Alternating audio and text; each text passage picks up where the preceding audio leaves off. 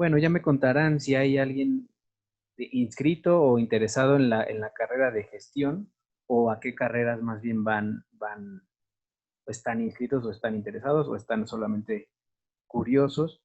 Que sepan que el asunto de la gestión de proyectos o el project management, ¿no? Como se le conoce en inglés, eh, pues es de todas, ¿no? Es un asunto transversal, ¿no? Ahora pensamos en esta nueva carrera de gestión porque vemos una necesidad clara en este mercado o en esta industria de formar profesionales en esos ámbitos, ¿no? Pero realmente yo la entiendo y todo aquel que se dedica a esto lo debería entender como un asunto transversal y una pieza clave en el asunto de la animación, que si es una cosa es que es multidisciplinario, ¿no? No hay otra manera de producir estas cosas si no es pensando en distintas en las disciplinas que involucran un proyecto de esta naturaleza, ¿no? O sea, sean los artistas técnicos, como digamos, lo más evidente, pero bueno, la gente de dinero, la gente de la producción, la gente de la gestión, la gente del derecho, ¿no? La gente que paga los impuestos, la gente que paga los honorarios, y todo esto, sin pensarlo desde esta óptica, es difícil, y más en este país, que hay pocas oportunidades, poca producción. Eh, es difícil pensar en proyectos que no consideren esto, ¿no? Para los que no me conocen o no me conocieron aquel día, yo soy Cha, todo el mundo me conoce como Cha o Carlos Ascuaga, que es mi nombre real, pero todo el mundo me conoce como Cha. Y yo me dedico a la animación desde hace muchos años, pero mi formación es muy extraña porque yo de entrada soy comunicólogo y mi camino a la producción de animación pues es medio entre accidentado y azaroso y forzado, digamos, por mí. Y me gusta decirlo siempre así porque tengo un perfil medio extraño al respecto, ¿no? Yo ahora, hoy, me dedico pues mucho a la docencia, doy clases, como les dije, de varias cosas a veces demasiado distintas, como el project management, gestión de recursos, producción de animación. También doy clases de historia, que es una de mis grandes pasiones, la historia del cine de animación concretamente, y doy clases de sonorización y además profesionalmente pues animo personajes, produzo y productor de animación y a veces dirijo también. Y bueno, hago sonido profesionalmente y un montón de cosas. También eh, lo que se requiera de una producción, en fin, soy como me adapto fácilmente, digamos, a muchos roles. Y desde hace 7 años, ahora pues en junio, cumplimos 7 años con Miku Film, que es nuestra productora de animación independiente. Ya les hablaré ahorita de Miku Film. Es un proyecto que inicié con quien era mi compañera de maestría y ahora mi socia, Carolina Villarraga, es colombiana. Y hace 7 años, pues nos surgió la idea, a partir de experiencias que habíamos tenido con otras productoras y en este asunto de la animación, de formar nuestra productora independiente, ¿no? Ahorita me defino como productor de animación, ¿no? Algo así. Animador de personajes, con sus asteriscos, digamos, lo tipo de animación que hago es muy específica, porque yo de entrada no sé dibujar, ¿no? Ni me gusta, ni puedo hacerlo, ni he podido hacerlo nunca. Pero he encontrado la manera de dedicarme a la animación de personajes desde una distancia eh, más abstracta, ¿no? Suena muy tonto, pero a mis 27 años me di cuenta que la animación y el cine eran actividades multidisciplinarias. Y antes de esto, no lo había pensado realmente, ¿no? Y es un poco lo que suelo decir en mis clases, bueno, en sesiones como esta, eh, como primera idea, ¿no? Imagínense que para hacer esto necesitan un montón de perfiles distintos y quizá todos tienen lugar en un proyecto de animación y todos son casi igualmente necesarios, ¿no? Solemos pensar en la animación como pues un asunto de artistas, ¿no? En el cine, el director, ¿no? El fotógrafo, estas actividades, y no pensamos en la parte de la gestión como fundamental. Y me fui dando cuenta estudiando animación y ya produciendo cosas de animación en la maestría, eh, uno, que era una parte fundamental, o sea, que hay alguien que tiene que saber en qué momento se hace cada cosa, cuánto debe tardar, cuánto debe pagarse, en fin, que hay una idea logística en cómo se producen estas cosas, porque a diferencia del cine normal me refiero al cine live action, la animación es muy exigente en cuanto a tiempo, ¿sí? En animación no se hace un primer corte, no se graba de más, no se filma de más, ¿no? Sino más bien queremos producir exactamente lo que necesita la pieza. Y eso te mete como en un problema es, digamos, muy limitante, muy exigente en cuanto a recursos, ¿me explico? No se puede como sobrefilmar y a ver si luego lo usamos y lo arreglamos en post, no. La animación es como hacer nada más la post con el material mínimo que tienes para hacer la post. Y eso no lo había pensado realmente nunca hasta que estuve en la maestría. Eh, y me di cuenta que era un perfil que no existía, ¿no? O que para mí no existía porque no lo había pensado nada más, ¿no? Me imaginé pues al pintor tratando de hacer esto y no se podía, ¿no? Y me di cuenta, la segunda cosa importante, pues es que yo lo podía hacer, ¿no? Y que me gustaba mucho hacerlo y que tenía mi pensamiento, ese lógico-matemático, podía servir para organizar estas cosas, ¿no? Entonces lo que pasó, para no hacerles como el cuento más largo, terminamos la maestría y nos tocaba hacer una tesis. Eh, para la tesis, bueno, ya les conté de Carolina y era mi compañera, ella tenía una idea de hacer un proyecto documental, eh, los dos como migrantes, ¿no? Como personas expatriadas en España. Quería hacer un proyecto documental sobre niños migrantes, ¿no? En España. Pero bueno, no estaba nada clara la idea, lo estuvimos platicando, ella tenía como, sabía qué tono debía tener, era un proyecto infantil, en fin, pero no sabíamos bien qué podía hacer. Entonces, tal cual nos pusimos a hacer entrevistas, ¿no? Pensamos, agarramos la cámara, hacemos entrevistas y quizá nos encontramos esos personajes maravillosos de documental y nos hacen la película un poco por nosotros, ¿no? Y esto era pues salir sin un plan. Entonces, en todo este proceso, de pronto nos fuimos dando cuenta en base a historias que nos fueron contando, eh, pues que a veces funcionaba mejor no tener la cámara en ese sentido, ¿no? Y que quitar la cámara y volver nada más un asunto de animación 100% con el audio de unas entrevistas, empezaba como a arrojarnos mejor resultado. Bueno, una decisión ahí conjunta mía y de Caro. Empezamos en entrevistas solo con audio. Entonces empezamos a trabajar en ese sentido, solamente haciendo entrevistas en audio, que las hacía Caro porque a mí no me gustan los niños, pero ella las hacía. eh, y empezaron a resultar entrevistas maravillosas, ¿no? Donde niños, más bien Caro les ponía el micrófono y se ponía a jugar con ellos. Y entonces platicaban y de ahí sacábamos un poco todo. Y lo que hicimos fue un anteproyecto documental, ¿no? En donde poníamos ciertas premisas y tenía una sinopsis, que la sinopsis era muy general porque no hay una historia, por supuesto no habíamos filmado, no habíamos hecho nada.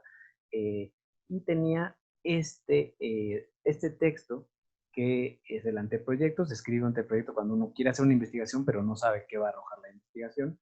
Y no sé, en clase, pensando ahora, ¿no? Con la distancia, en la carrera de gestión y estas materias que están enfocadas en escribir, ¿no? En aprender a escribir correctamente y expresar cosas, a escribir un buen mail, un buen texto, un buen anteproyecto, son cosas que empiezan a ganar proyectos en la vida real, ¿sí? Obvio no lo pensamos o a veces no queremos pensarlo, pero un proyecto te lo pueden dar o no si tienes un buen texto para presentarte, ¿no? O si mandas un buen correo, ¿no? Entonces, una gran parte de esto. Escribí esto, con esto no sé por qué no se cargó, quizá ya no tengo el video, pero hice una edición de los referentes visuales que había encontrado, ¿sí? Nada que ver con el ser artista de animación, era un momento previo muy intuitivo para nosotros. Hicimos un video de esto como para mostrar que podía funcionar.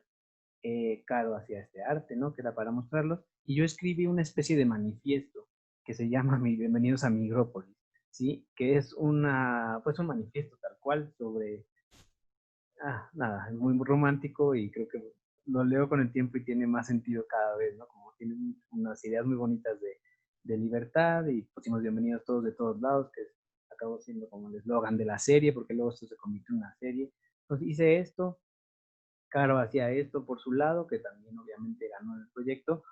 ¿Cómo convences a alguien de que las entrevistas van a funcionar si no has hecho las entrevistas? Pues pones las preguntas, ¿no? Y empiezas a hacer que la gente se las imagine. Y otra, pues algo que había que considerar, por ejemplo, cuando hagan un proyecto así, pues hay que hacer pilotitos, ¿no? Hay que hacer entrevistas piloto para ver qué demonios nos vamos a encontrar o qué tipo de material puede haber.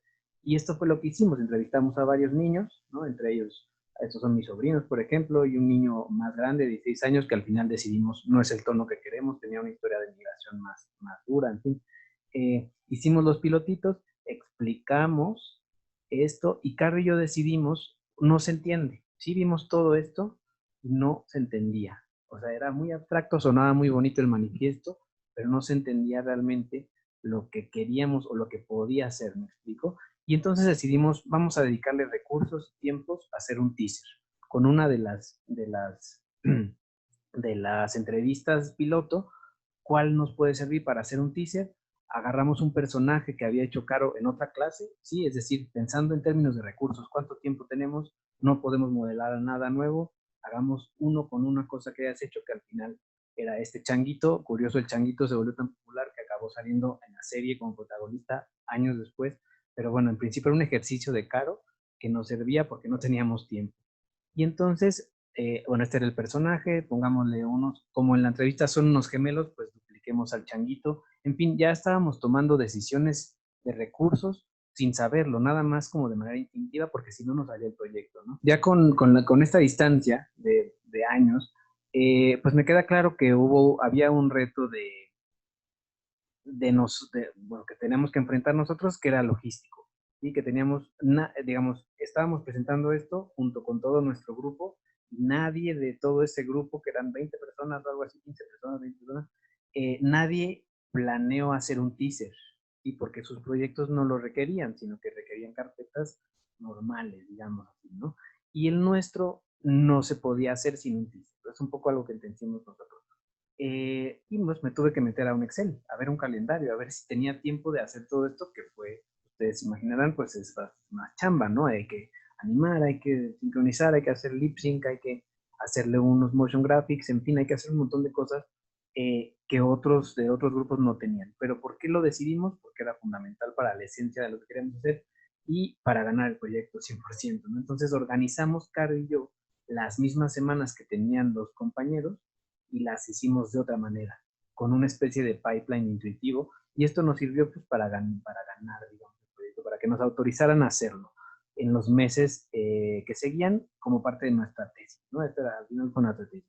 Eh, ¿Qué hicimos luego con el proyecto? Pues ahora había que hacer el corto, ¿no? Eh, hicimos las entrevistas, en fin, todo esto es más, sí, supongo, de las otras clases, pero la idea interesante acá es que pues es que empezamos a hacer gestión, quizás sin haberlo aprendido antes. Eh, Justo porque había nada de recursos, ¿no? Obviamente, tiempo, ustedes ya se han matado en la escuela, trabajando y estudiando, y nadie nos había enseñado a hacer todo esto. Entonces ahí les va otra vez, les voy a compartir otra vez la pantalla, ya agarré la onda. Este es un documento de desglose, ¿no? Que va de la mano con esto. Estas piezas a lo que responden son a necesidades específicas de gestión de proyecto, ¿me explico? Sí que hay una dimensión artística y que hay que resolverla, todo eso es parte de, pero aquí teníamos necesidades específicas logísticas y yo lo que se me ocurrió que puede ser buena idea es mostrarles las soluciones que encontramos a eso que no tienen que ver con el arte, ¿sí? Esto está horrible, ¿sí? Pero nos resolvía la situación, porque al mismo tiempo de esto, lo que se hizo fue una edición de todo el audio original de los niños que nos diera el timing. ¿Y qué pasó con todo esto? Pues ya, entonces Caro podía hacer un storyboard precioso con sus dibujos, con colores, en fin, esto ya es un storyboard pro y esto es de otra clase, ¿sí? Pero me interesa que se queden con la idea de que antes de este storyboard bonito hay un proceso de gestión de proyectos, ¿sí me explico? Ya que teníamos el arte y teníamos shots del proyecto, pues pudimos hacer una carpeta. Esta es una memoria más bien, pero les quiero mostrar también un poquito el arte, ¿no? Al final decidimos que nos servían tres personajes, tres más uno, porque hay uno que habla muy poquito, pero son tres principales, que son ellos tres, un niño de Colombia, un niño de Ecuador, un niño de Irán. Eh, el mismo modelo de Caro, ya en un proceso de producción, pues se retocó, se rehizo, ¿no? En fin, imagínense el cálculo que tuvimos que hacer eh, pues para organizar los tiempos, ¿no? Quitamos el modelado, sí, ya estaba hecho, pero había que retrabajar todo esto en cuanto al arte y así se hizo, ¿no? Había que hacer un personaje nuevo, cómo iban a ser los fondos, al final son fondos 2D, fondos ilustrados con personajes 3D, cómo se iba a empatar eso, ahorita les muestro el proceso, en fin, son modelos 3D de muy baja resolución, evidentemente, que luego tienen un shading a plano, ¿no? Que los integra al mundo 2D, pero en principio son modelos. y cómo se compone, ¿no? ¿Funciona esa vista 3D? Pues mira, parece que sí funciona, ¿no? Shots originales ya del corto, se ve muy bien, no parecen 3D, lo cual era el objetivo, y lo más importante, se cuenta la historia. ¿Cómo hicimos todo esto? Pues acá hay un documento que después va a ser muy importante en mi vida, porque es mi primer breakdown, que entendí que ese storyboard se podía desglosar y que mi cerebro no servía para muchas cosas, pero sí servía para lograr ver sistemas, ¿va? Y que podía entender la producción de animación como sistemas a resolver, ¿sí? Como si fueran acertijos. Y entonces entendí, o entendimos, obvio, un trabajo en equipo siempre, entendimos que se podían disectar los shots de los proyectos en un breakdown, que para eso era, ¿sí? Increíble que no me lo hubieran enseñado antes, o que no le hubiera prestado tanta atención porque estaba muy feliz aprendiendo a animar, ¿sí? Aprendiendo a hacer partículas o tarugadas, pero tenía que haber estado aprendiendo a hacer esto, ¿no? Lo que hicimos fue desglosar todos los shots de ese animatic en filas, ¿sí? Cada una de estas filas es un shot que tiene una descripción, que tiene cuántos personajes, quién lo va a hacer, si ya lo renderizó, qué fondo es, qué necesita, quién lo va a hacer. Todo esto es Chai Caro, claramente. Si tiene sonidos, qué sonidos tiene, sonidos lo hizo otra chica, Ana. Pero bueno, es un poco la idea que quiero mostrarles, es que sin todos estos pasos, todo lo bonito que es Migrópolis y exitoso que fue relativamente, eh, pues no pasaba, ¿no? Porque no había ese proceso. En todo caso, le fue muy bien al corto y pudimos viajar mucho con él, en fin, y pudimos, bueno, la idea original de Caro era convertirlo esto en una serie, y lo que hicimos fue adaptar la idea a un proyecto de serie de televisión para buscar dinero en Colombia, porque había convocatorias que nos importaban, que nos interesaban y que tenían el perfil del proyecto. Pero nos encontrábamos con la misma dificultad, que era pues que no existía un guión. Lo que a uno le piden cuando quiere vender una serie, pues es ver de qué demonios se trata la serie, ¿no? ¿Qué le va a pasar al personaje? ¿Qué le va a pasar a Walter White? ¿No? ¿Qué va a hacer? ¿Qué va a hacer al final? Yo qué sé, estas cosas. Y nosotros no teníamos nada de eso justamente porque no existía el proyecto, no existía el guión como tal, sino más bien existía la idea. Lo que hicimos fue reconfigurar un poco el concepto de Micrópolis y presentar este corto como un piloto, no como un piloto porque el piloto suele ser el primer capítulo, sino como una prueba de concepto, ¿sí? Que es un concepto bien interesante, clave en la producción de animación, y es que la gente cuando uno le dice animación se imagina cualquier cosa, ¿sí? Se imagina Mulan, se imagina Toy Story, ¿sí? Y nosotros, como nuestro trabajo de comunicadores, de productores, tenemos que lograr que la gente se imagine lo que podemos producir y que crea que puede funcionar, ¿me explico? Hay como un reto muy específico. Entonces hicimos, eh, presentamos esta carpeta con el corto como Proof of Concept o como prueba de concepto a unas convocatorias en Colombia y sorpresa pues ganamos la primera, que era nos dejaban hacer 5 capítulos más con niños nuevos, con entrevistas nuevas, y luego con eso bajo el brazo, o con el premio, digamos, la carta del premio bajo el brazo, nos acercamos al canal, a un canal público de Colombia, Señal Colombia, y aliados con otra productora, porque al final éramos nosotros, Caro y yo, dos niños que nunca habían hecho nada más que un corto, ¿no? Queríamos hacer una serie de 15 capítulos o no sé.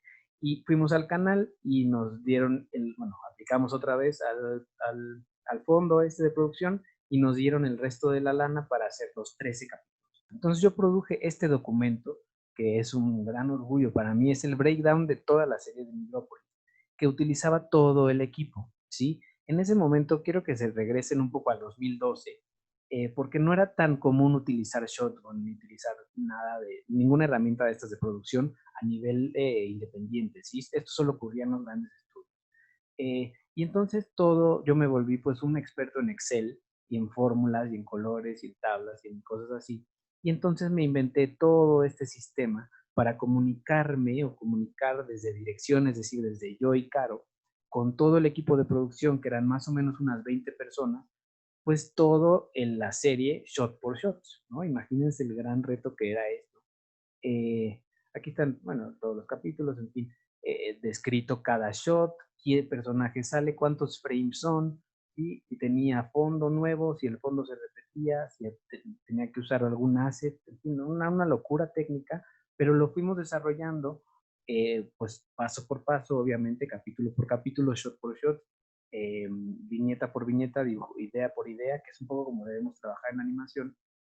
Y al final lo logramos, ¿no? En el asunto de la producción se involucraron, por ejemplo, gente de otros perfiles que yo jamás imaginé que podía trabajar con ellos, psicólogos, pedagogos, gente de trabajo de campo, en fin, había que hacer buenas entrevistas, había que saber hablar con los niños, había que pues filtrar ese contenido para que fuera el tono que queríamos de la serie. Lo logramos, trabajamos 10 meses ahí en Colombia o más, quizá más. Eh, Nos fue muy, muy bien con la serie y al final regresamos a México. Bueno, Carlos se fue a España y yo me regresé a México y decidimos que queríamos pues emprender de alguna forma, ¿no? No era como lo más intuitivo en ese momento porque pues un poco el camino de todo el mundo era entrar a un estudio y formarse en un estudio y eventualmente trabajar en un estudio grande. Lo que queríamos hacer nosotros era trabajar nosotros, ¿no? Y hacer nuestros proyectos y encontrar una manera de lograrlo, ¿no? Y ella en España y yo acá, empezamos a trabajar así y a buscar clientes y a buscar oportunidades en recursos públicos, con ACID, Canal 22, en fin. Y sorpresa, bueno, empezamos a ganar proyectos, ¿no? La serie traía como muy buen cartel, en fin, tenía como su nombre, era muy impresionante tener tantos minutos animados con tan poca experiencia, me explico, teníamos más de 100 minutos animados, nosotros, bueno, no nosotros, obviamente solos, pero como cabezas, ¿no? Y era muy impresionante. Y empezamos a hacer contactos con agencias, con ONGs, aplicar a convocatorias públicas que tienen su chiste, obviamente. Y les digo, llegamos otra vez a este terreno en donde la producción de animación no solo tiene que ver con el arte, o qué tan bonito se ve el proyecto, o qué tan bien sabes dibujar o animar, o yo qué sé, ¿sí? Sino tiene que ver con asuntos logísticos de comunicación, ¿sí? Y a todo esto, lo que les quiero mostrar ahora es hablar rápidamente de otro proyecto. A lo mejor se lo encontraron, lo otorgué con algún YouTube, en alguna cosa, pero es un proyecto de divulgación científica. Entonces, hicimos todo el proyecto, Marcos y yo, bueno, con el equipo, ¿no? Con Lucas, con todos, y, y aplicamos a CONACYT, ¿sí? Entonces, imagínense Microfilm de ser una idea ahí en España de dos alumnos tratando de aprender a hacer las cosas. En unos cuantos años estábamos aplicando a CONACYT para que nos dieran como más de $500,000 para hacer la serie, pensando que puede salir. ¿Qué tuve que hacer ahí de gestión? Obviamente no hay nada de artista ahí para ganar un proyecto así, sino que hay que presentar un montón de números y una logística viable, ¿sí? Tuve que pensar, el premio máximo de esto son como $600,000. ¿Para cuánto nos alcanza realmente con este dinero? ¿Sí? ¿Cuánto por minuto? ¿Cuánto quieren? ¿Cuántos temas quieren? ¿Qué tipo de animación quieren? Obviamente esto no puede ser Micrópolis, no puede ser Pixar, no puede ser Disney, no puede ser nada de esto, tiene que ser una idea nueva, ¿no? Entonces lo que hicimos fue armar todo esto, obviamente todo es en la cabeza o en el papel, con referencias, con cosas así, porque nada de esto lo puedes producir antes de tener dinero. Aplicamos con todo esto, preparé todo ese presupuesto y bueno, lo ganamos. Y ¿qué fue? Como en mayo de 2016, sí, 2016, pues nos dan esto y ahora, el problema es que tenemos que hacerlo porque en el papel todo suena muy bonito y ya en la realidad pues tienes que gastar el dinero, tienes que pagar impuestos, te lo depositan a ti, tienes que pagarle a la gente, pedirles recibos, pagarles en qué orden, ¿sí? Que cumplan, que los monitores de alguna forma, que entiendan el Excel, hay que al mismo tiempo escribir los guiones, unos guiones muy difíciles porque tienen una buena carga de ciencia, evidentemente, y entonces diseñamos un workflow, ¿sí?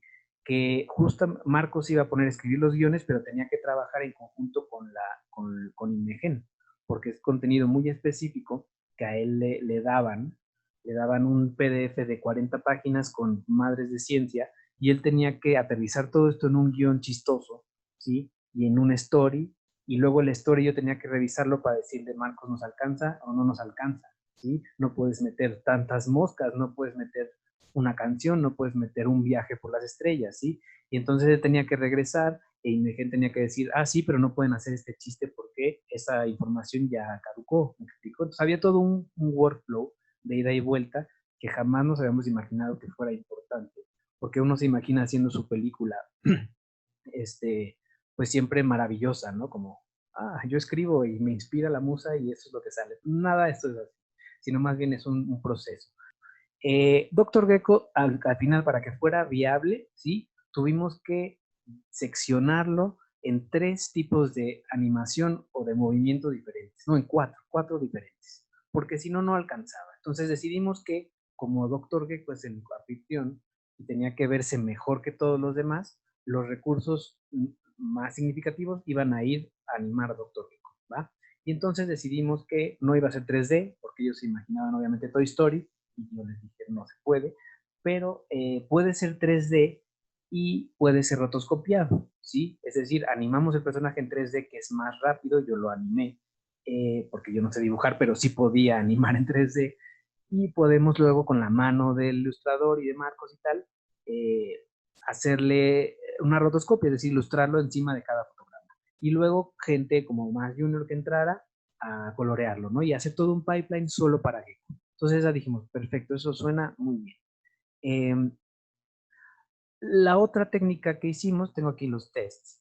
Dijimos, los otros personajes que salen, porque no puede ser solo este güey ahí, sino tienen que ser más personajes que estén ahí interactuando, ¿no? Entonces dijimos, pueden ser Rix. Entonces Lucas, que era nuestro TD, director técnico, que se encarga de resolver estas cosas, pues descubrió el Dwick, ¿no? Y empezó a hacer Rix de Dwick o de algo así.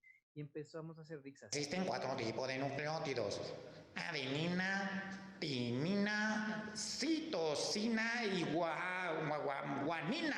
Ahora explícanos para qué sirven los nucleótidos, Telesforo. Bueno, sí, los nucleótidos son unos bloques muy bonitos que sirven para... ¡Qué difícil! Bueno, ese era un test del rig, acabo haciendo un shot. Y este otro. Entonces, el rig acaba siendo como una especie de cutout con piezas digitales, ¿no? Entonces, eso nos resolvía los personajes más baratos, de alguna manera. Y se animaban más rápido, podíamos hacer más. Si Marcos se le ocurría, pues como en ese caso, ese personaje es una molécula o no me acuerdo qué era, pero, ay, se me ocurre una molécula, ah, pues eso es un Dwick porque se hace más rápido. Y así se fue como aclarando la parte de la producción, es decir, cuánto iba a costar y cuánto, pues cuánto tardaba cada cosa, ¿no? Empezamos a hacer tests del Dr. Gecko, por ejemplo. ¿Va? Este es como el primer test que hicimos de Gecko, ¿sí? En donde nada más está rotoscopiado unos cuantos frames. Entonces está animado en Maya y luego cada frame está rotoscopiado y el coloreado y demás. Este me gusta mostrarlo y contarles que, pues para hacer este nos tardamos como 2 meses, como 6 semanas al menos de la producción. Y esto era algo incomprensible para la gente de Inmegen y la gente de Conacit. Como que ellos pensaban, ¿por qué demonios? ¿Dónde están esos 6 semanas de trabajo en todo esto? Y yo les trataba de explicar lo que era justamente un proof of concept, es decir, que nosotros teníamos que estar seguros que funcionaba el proceso de 0 a 100, ¿sí? Desde la animación en Maya, aquí estaba contemplado el modelo original, el tiempo de animación, el skinning, el bla, bla, bla, todo esto, la ilustración, el coloreado, en fin, el timing, todo se podía ver en este test. Y aunque ellos no lo vieran y vieran una mierda de 1 segundo, ¿sí? O de 2 segundos, para nosotros aquí había una confianza en el workflow que habíamos diseñado, ¿me explico? Y estas cosas son, pues hablando más ya de la carrera y de la materia de gestión, estas son las cosas que se verían en una materia así. ¿Por qué un proof of concept nos resuelve ciertas cosas de la producción y por qué se pueden confiar en un proof of concept? Y se puede diseñar un plan de trabajo en base a un proof of concept. Entonces, en base a este y en base a las pruebas de los personajes de Dwick que hacía Lucas, eh, diseñamos toda la serie, ¿sí? Porque podíamos tener una proporción de animación de cada cosa en cada capítulo.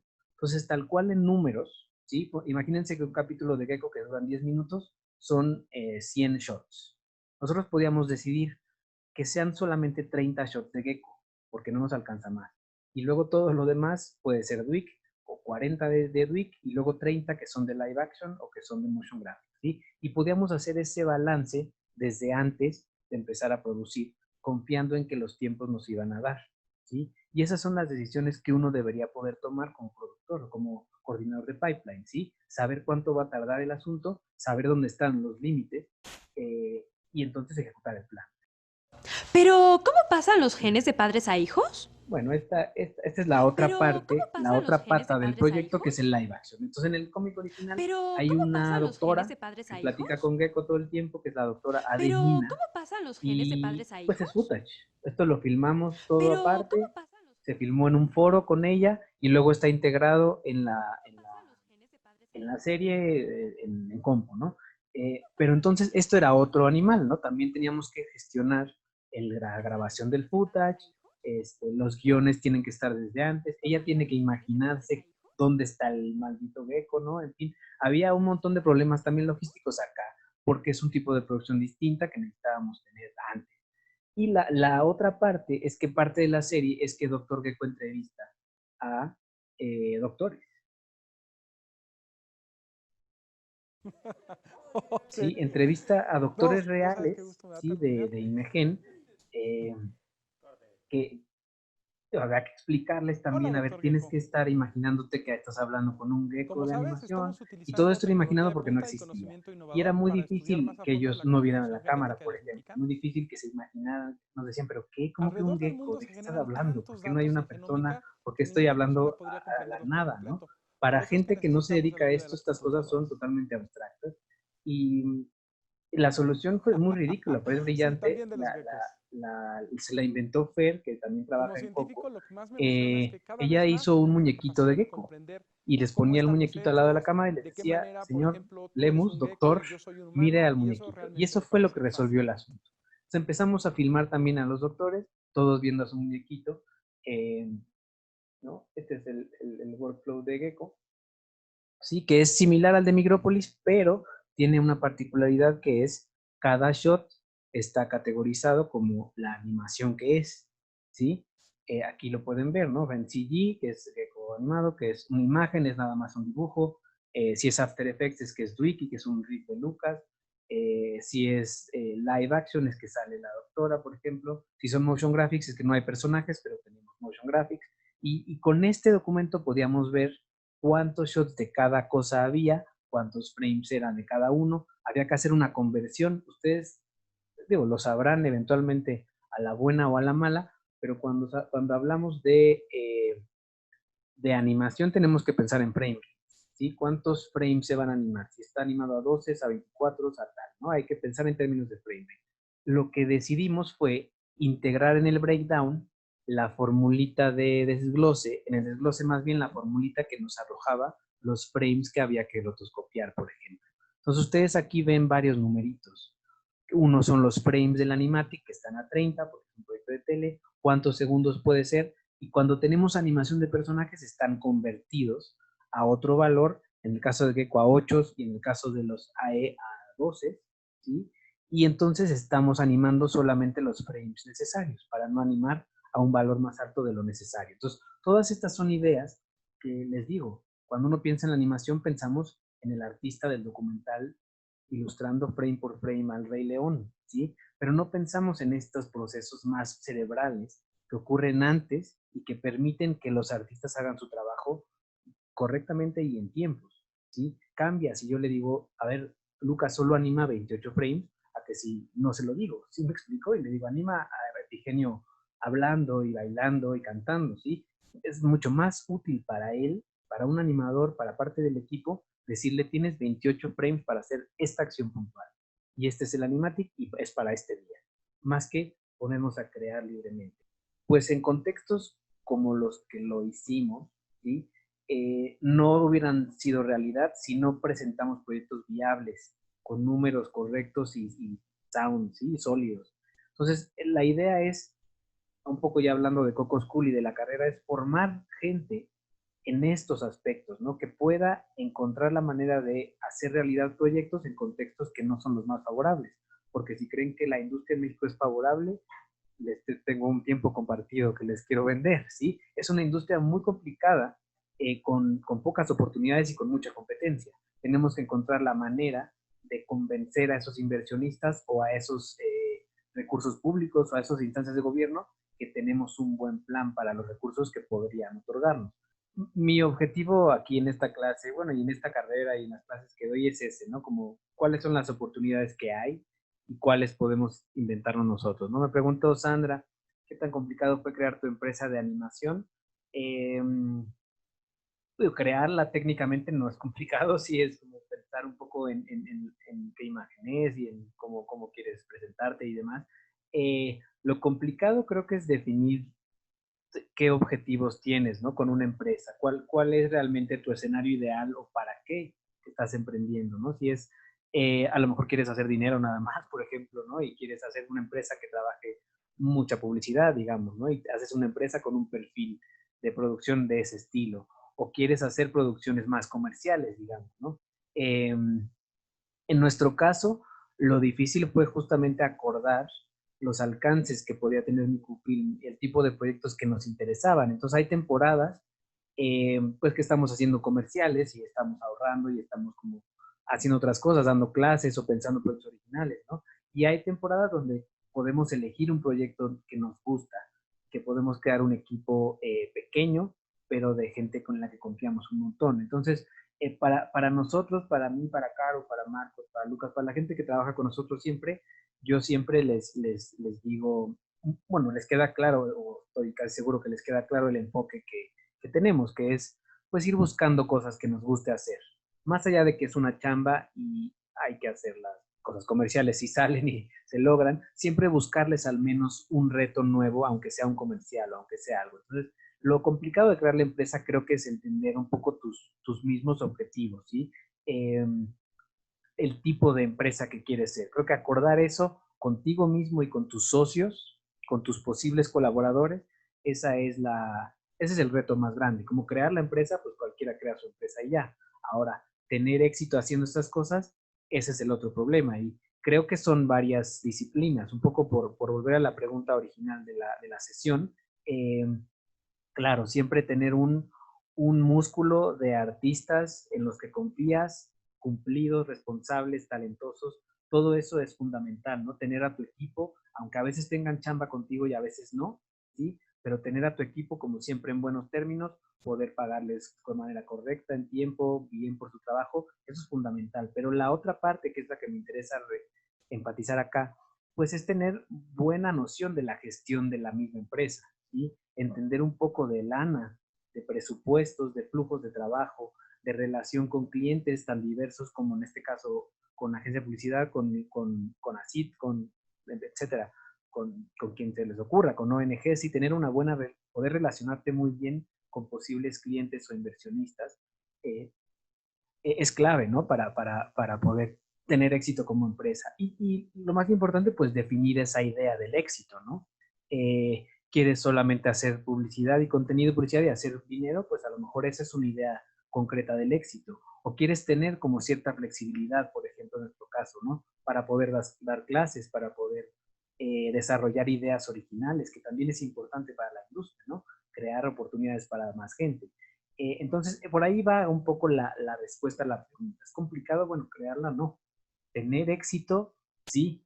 Tener éxito en los términos que a ti te interesaría como persona y como profesional, pues eso es lo más complicado, ¿no? Entonces, en el caso de Microfilm, yo me siento tremendamente orgulloso porque yo siento que somos una productora pequeña e independiente, hemos podido hacer proyectos tremendamente exitosos, ¿va? En los términos que hemos querido. O sea, Doctor Gecko acabó siendo un proyecto nuestro 100%, más allá de que no sea de nosotros técnicamente, ¿sí me explico? Lo mismo nos ha pasado con comerciales y demás. Cuando tienes la oportunidad de hacer algo que a ti te gusta, por ejemplo, terminamos el año pasado nuestro corto con IMCINE, que es un proyecto muy libre y que ahorita está, bueno, idealmente estaba festivaleándose este año, pero ya no. Se iba a estrenar en Guadalajara, en fin, fue un proyecto que tuvimos mucho control creativo sobre lo que acabó siendo. Y eso nos da un montón de orgullo, ¿no? Más allá de que luego hagamos un comercial de yogurt para pagar la renta, poder tener chance de hacer cosas tuyas, para mí era fundamental en la creación de un proyecto de empresa, ¿sí? Más que llenarnos y llenarnos de trabajo, poder darnos espacios para hacer otras cosas. entre ellas un proyecto educativo como el que tenemos en Coco, ¿no? Y también doy clases en la Ibero, en fin, poder yo diversificarme más en cuanto a lo que hago. A veces me invitan, por ejemplo, a hacer sonido a otro proyecto, que no es de Micufilm, pero yo me involucro y hago sonido, ¿no? Cosas así. Esa es un poco la respuesta.